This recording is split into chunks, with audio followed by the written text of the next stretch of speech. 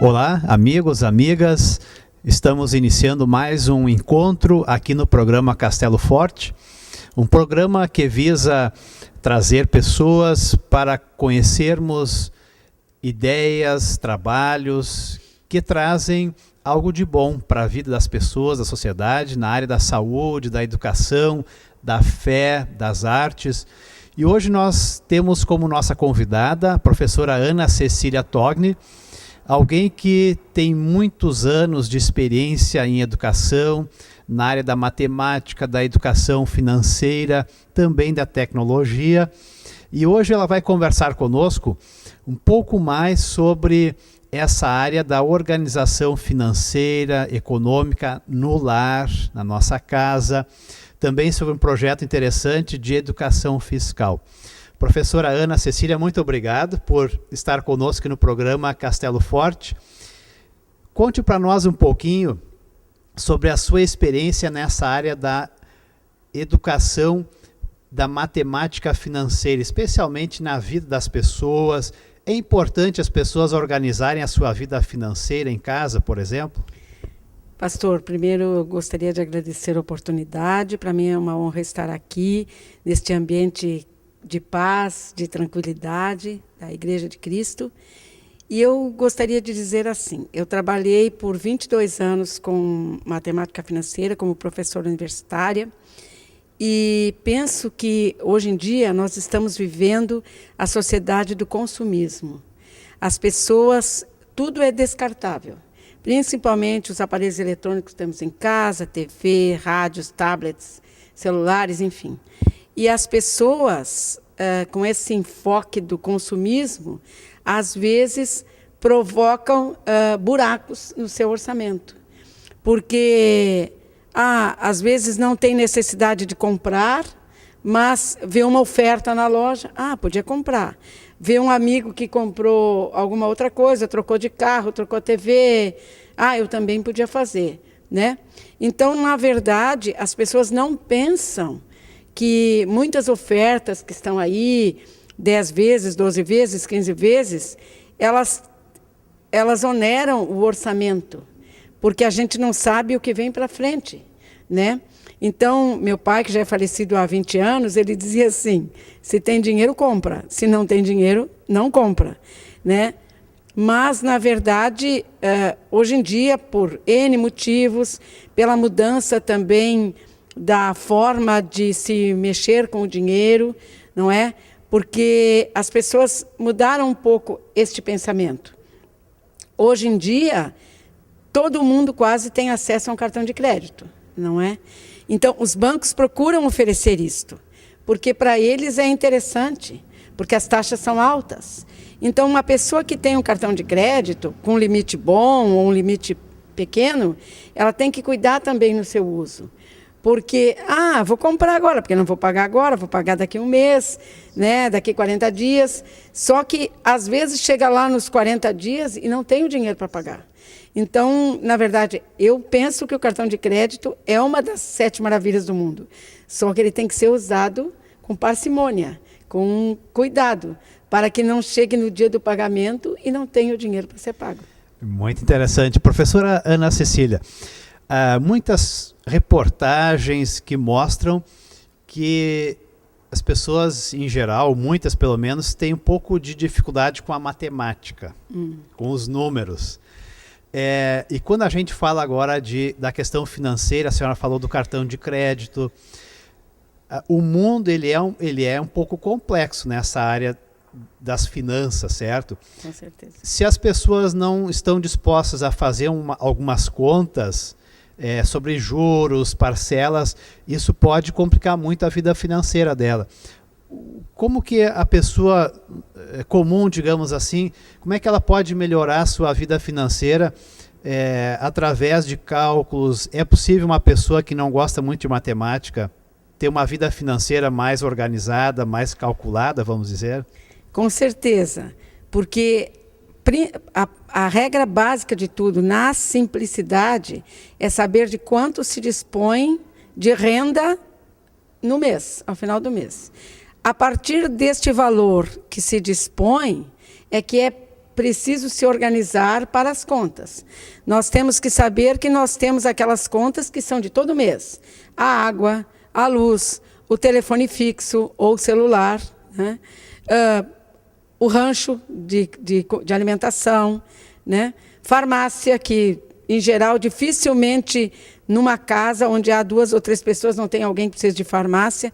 Então, tem contas que elas estão todo mês aí. Mas tem as contas também inesperadas, né? Uma emergência de problema de saúde, uma viagem que apareceu, enfim, contas inesperadas. Então, é preciso, num primeiro momento, organizar, ver de que valor eu disponho e que valor vão ser as minhas despesas fixas, não é? A partir das despesas fixas, é interessante tentar guardar um pouquinho, mesmo que seja pouco, né?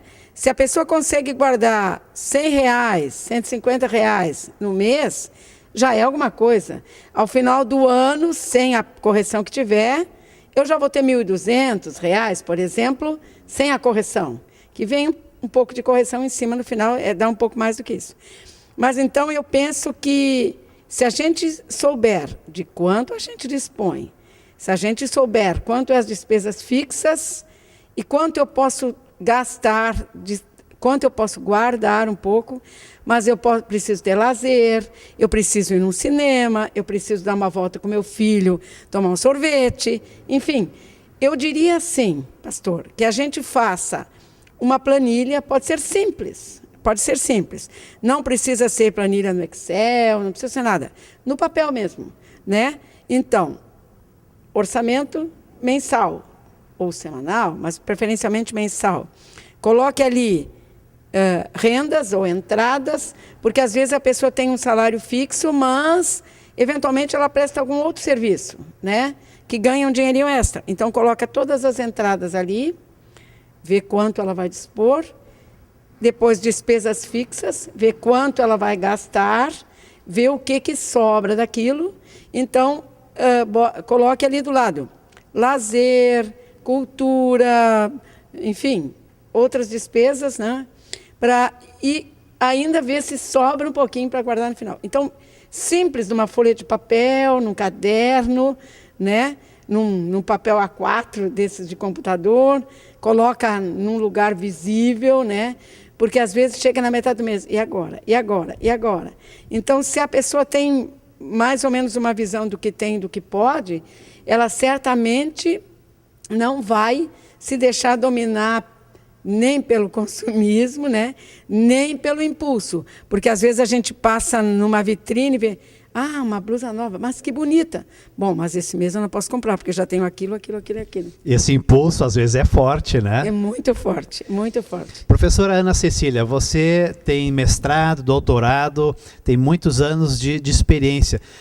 A pessoa que não tem todo esse conhecimento financeiro, dos números, por exemplo, numa compra a longo prazo, um automóvel, uma casa, um terreno, como é que uma pessoa pode olhar para um contrato e calcular, pelo menos assim, de uma forma que ela entenda, o quanto isso significa, comparar? Onde é que as pessoas podem pedir ajuda? Porque muitos vão olhar um contrato no banco e não vão saber, não vão entender muito bem. Eu penso assim, a primeira coisa a ser feita, quando vai fazer uma compra maior, mais vultuosa, seja um automóvel, como o senhor disse, seja um aparelho de TV, é ver quanto ele custa à vista, quanto ele custa a prazo. Porque o que acontece, principalmente nessa época que estamos vivendo agora, da Copa do Mundo, as promoções, principalmente de aparelhos de TV, são fantásticas. Só que, na verdade, por exemplo, às vezes um aparelho que custa R$1.000, ele vai, em 12 vezes, 15 vezes, custar R$1.200, R$1.300, R$1.500. Então, depende da taxa. Seria interessante, se a pessoa que vai fazer a compra não conseguir fazer o cálculo, que ela procurasse ou mesmo uma pessoa da família que seja mais conhecida, ou mesmo um contador num escritório de contabilidade, alguém que pudesse lhe orientar e mostrar, olha, veja bem, se tu guardar o teu dinheiro aqui durante 10 meses, lá uma correção da poupança que é 0,5%, em torno de 0,5% ao mês, um pouco menos, um pouco mais, no final daqueles 10 meses tu vai ter este valor. Então, este valor tu vai poder comprar à vista ou dar uma regateadinha ali para conseguir um desconto, né? E às vezes tu compra a prestação a longo prazo e tu paga, às vezes, quase o dobro do valor real daquele aparelho que tu comprou, do automóvel. Porque um automóvel, às vezes, ele aumenta 10, 12 mil, 15 mil reais nesses 24, 36, 48 meses. Então, a sua sugestão é de que pessoas procurem alguém que talvez tenha mais conhecimento e que consiga esclarecer melhor essas diferenças. Com certeza, porque, e uma coisa importante num contrato é que se leia tudo. Antes de assinar, leia-se tudo, inclusive aquelas letrinhas bem pequenas, porque muitas vezes aí que está a enganação. E os bancos, eles oferecem muitas promoções, né? Inclusive tem várias aí, às vezes até por telefone eles nos ligam, mas a gente tem que ver, às vezes é preciso fazer um financiamento, porque para comprar um imóvel, muitas vezes é preciso financiar. Mas então, ande de banco em banco, verifique as taxas de um, as taxas de outro, o prazo, como é que as parcelas vão aumentar, qual é o sistema que o banco usa, não é? Para que lá no fim não tenha um problema de um resíduo grande que não consiga pagar. Ou, às vezes, ao longo do processo, normalmente os imóveis são financiados 15 anos, 20 anos, 25 anos. Então, é bastante tempo, mas a gente não sabe no decorrer desses anos todos o que vai acontecer. Então, é ler com atenção, procurar uma pessoa, se acha que não está suficientemente esclarecido, procure uma outra pessoa que possa esclarecer melhor, explicar melhor. Olha, essa taxa aqui é assim. Porque, pastor, uma coisa fundamental, em nenhuma operação financeira, a taxa é a que realmente está escrita. Porque, na verdade, nas operações financeiras, se utiliza o que chama-se de capitalização composta, que é o que nossos pais diziam, nossos avós, juro sobre juro. Então, na verdade, às vezes uma taxa que se diz 6%, ela vai ser, na verdade, 6,8%, 6,9%, 7% ou até mais. Então, na verdade, é isso que tem que cuidar. Tem que cuidar bastante para que fique bem claro qual é a taxa que está sendo cobrada, quanto que vai dar aquela prestação, quanto que vai despender do meu orçamento familiar, se não vai faltar para outra coisa. Então, sempre lê o contrato com minúcia. E essas decisões, esse pequeno diferencial no juro hoje significa bastante. No passar de 2, 5, 10 anos, quer dizer, se eu consigo economizar um pouco no juro agora, com o passar dos anos, isso faz muita diferença. Com certeza, com certeza. É que, na verdade, a gente deveria comprar à vista ou em menos prestações que puder. Por exemplo, nós falamos antes do cartão de crédito. Então, eu volto para isso também. Porque o cartão de crédito, ele tem taxas altíssimas. 148% ao ano, 152%. Então, uma taxa de 152% significa que você vai dobrar 1,5 vezes o capital investido, não é? Então, R$100, por exemplo, ficariam, na verdade, R$250, né, para pagar. Então, tem mais ou menos assim, né, numa maneira simples de dizer. Então, na verdade, tem que cuidar muito. E o cartão de crédito, por exemplo, ele diz, pagamento mínimo de tanto. Mas se você deixa de pagar a fatura integral, aquilo vai dobrando e dobrando e dobrando, que chega no momento que não tem como. Vira uma bola de neve. Exatamente. Estamos conversando com a professora Ana Cecília Togni, professora de matemática financeira, com muita experiência na área de números. Mas, professora, eu sei que a senhora também está participando da formulação de um projeto de educação fiscal aqui em Lajeado. O que é educação fiscal? Conte um pouquinho para nós. A educação fiscal, pastor, em resumo, é a maneira de o cidadão, de o homem comum, da mulher comum, do povo, se esclarecer, entre aspas, sobre os seus direitos, sobre o que ele pode observar. Porque nós todos que trabalhamos, nós contribuímos com impostos, não é? Então, seja imposto de renda, seja IPTU, seja IPVA, ou outros impostos que estão embutidos nos bens e serviços. As pessoas, às vezes, dizem assim, mas eu não tenho casa própria, eu não tenho automóvel, eu não sou isento de imposto de renda, porque minha renda não atinge, mas, na verdade, não são só nesses itens, nesses tributos que se paga, não é? Todos os bens e serviços, telefone, água, luz, tudo isto faz parte da tributação que todos nós pagamos. Então, a educação fiscal quer mostrar para as crianças, para os adultos também, de que forma a gente pode ser um fiscal, entre aspas, do uso do dinheiro público. Então, por exemplo, todos os impostos que pagamos, eles financiam as escolas públicas, que atendem a milhares de crianças, e com isso é a estrutura da escola, o salário do professor e todas essas coisas. Os hospitais públicos, que deveriam ser em um número muito maior, deviam ter em todas as cidades, todos os municípios que não temos. Mas, enfim, são 2 itens, educação e saúde, de primordial importância para a vida do cidadão. Então, a educação fiscal quer subsidiar, quer ajudar o cidadão a realmente ser um fiscal do uso do dinheiro público. O calçamento que eu pago, a taxa de calçamento, né, a taxa de calçada, a iluminação pública da rua, né, dos postos. Então, na verdade, temos muitas coisas, mas também temos a ética, temos a forma como os gestores municipais usam o dinheiro, né? Se o dinheiro é para construir uma obra, pôr um asfalto, por exemplo, aqui na frente da igreja, que já tem, mas se fosse o caso, né? E às vezes o dinheiro vai para outro lado, desvia para outro lado para fazer uma outra coisa que não tinha nada a ver. Então, o cidadão, ele deve ser realmente um fiscal. Isso que a senhora fala, talvez muitos cidadãos não tenham essa consciência. Cada um de nós pode ajudar a fiscalizar o uso das verbas públicas, é isso? Com certeza, com certeza. E para isso a gente precisa se informar, precisa saber como funciona. Então esse projeto ele vai ajudar.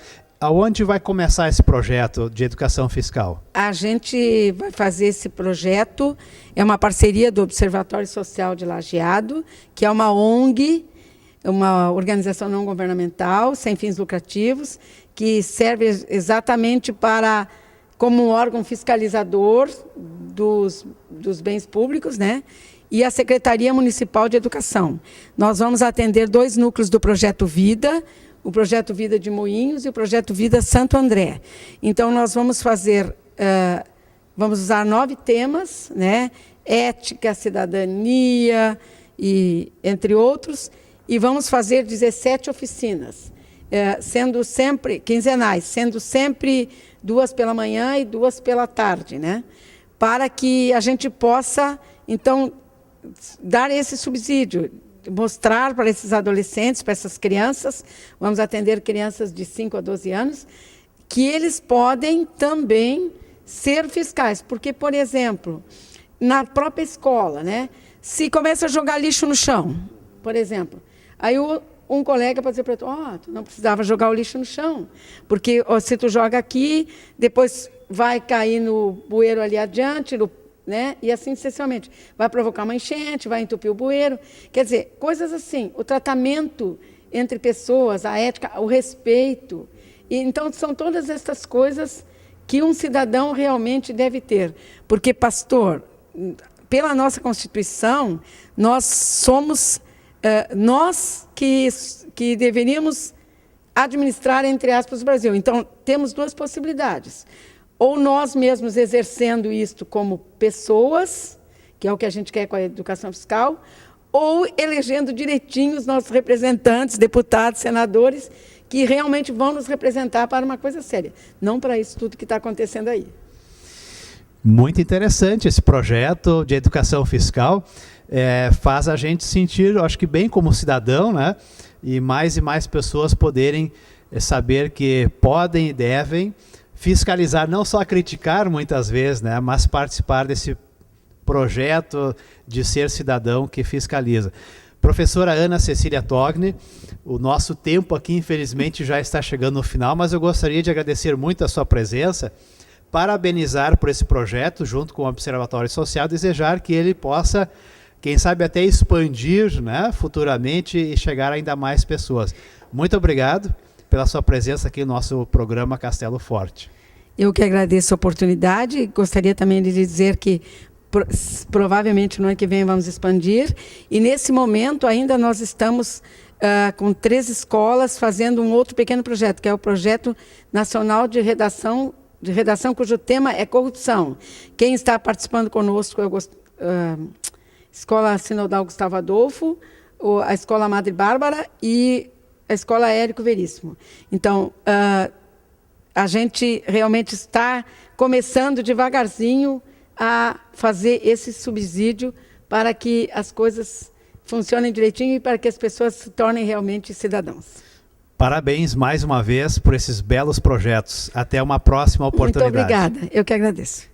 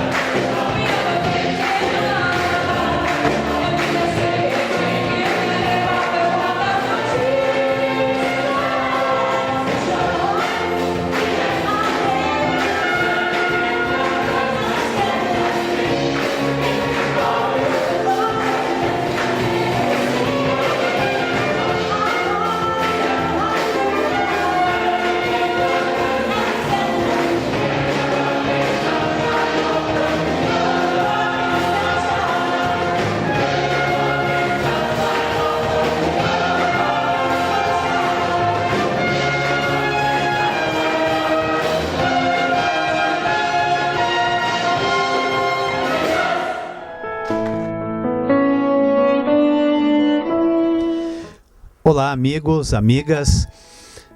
Recentemente nós celebramos uma data cristã importante chamada Pentecostes. É uma data que nos lembra do envio do Espírito Santo, nos lembra de uma promessa onde Jesus Cristo disse que o Espírito de Deus, o Espírito Santo, estaria acompanhando, fortalecendo e encorajando os seus seguidores. O apóstolo Paulo, na carta aos Romanos, ele escreve no capítulo 7 de que o ser humano, por si só, com a sua própria natureza, ele deixado ser dirigido pela sua natureza, o seu espírito, ele não sabe, ele não consegue construir uma vida justa, uma vida sábia, uma vida em paz. O ser humano, infelizmente, ele tem a sua natureza marcada pela rebeldia, pelo egoísmo, pelo orgulho próprio, e ele não sabe, ele não tem força para buscar o bem por si próprio. Paulo diz que é justamente aí que Deus vem até a humanidade, que Deus envia o seu Santo Espírito para trabalhar, modificar essa natureza, essa situação da pessoa, do ser humano. Ele diz que o Espírito de Deus se une ao nosso espírito para que nós tenhamos outros pensamentos, para que os nossos desejos sejam moldados, para que nós comecemos a buscar um outro jeito de viver, um jeito que vai na direção, que vai na busca daquilo que é a vontade de Deus, que é na verdade a vontade boa, perfeita, que faz bem para a humanidade. Ou seja, nós precisamos da ajuda, da presença do Espírito Santo, o Espírito de Deus, para que não sejamos dominados pela nossa carnalidade, pelo nosso desejo, que invariavelmente nos leva para uma vida onde a gente só pensa em si, onde vivemos com medo de tantas coisas, onde a inveja, o ódio, a ganância tomam conta das pessoas. O que é que esse Espírito de Deus deseja fazer em nós? Mais adiante um pouco no Novo Testamento, na carta aos Gálatas, diz que o fruto, ou seja, o que vem em decorrência da presença, da ação do Espírito Santo na vida das pessoas, são características como o amor, a bondade, a alegria, o domínio próprio, a perseverança, a paz. São esses os frutos que Deus deseja provocar, produzir, fomentar em cada um de nós.